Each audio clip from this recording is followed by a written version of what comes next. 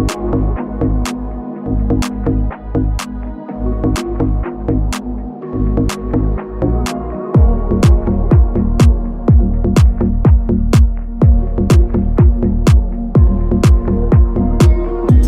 بیا یادم بده خاطراتو یادم بره، دستات گرم بود گرفتی ازم، قلبم سرد شد چه حیف.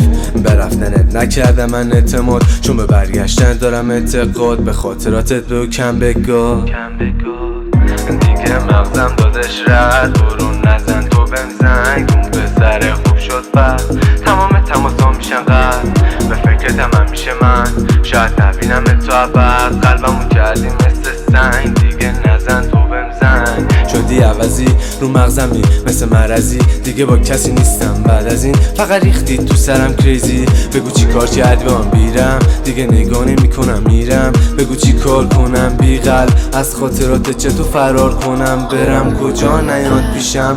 بهم گفتی عوض میشم، چی شد زدی زیرش پیشم. الکی بازه تا ته میشم، احساس میکنم گرما تو پیشم. پاشیده همه رویاهام بیشک، تو هم برمیگردی یه روزی پیشم. ولی من متین سابق نیستم، واسه حرکتا میکنم ریس. من دیگه توی قلبم ندارم تو رو، تو حال خرابیام تو هم برو. توی اتاقم میدم فقط موزیک ولوم، یه بغض سنگین مون توی گلوم. گفتی جان کجاست گفتم پلوم، یه کاری کردی گفتم نمون. دختر بدزاد برو پیش همون، دیگه به بودنت نیستش حسی. برو یادگاهی دیوار خونمون، یاد گرفتم بکنم تنهایی من پرواز. دیگه تو اتاق من نیست اون عکسات، بعد توی ذهنمون حرفات، همه جای چشمام هست اون کارات. نشد که راه بیام من باهات، تو بیا یادم بده خاطرات یادم بره.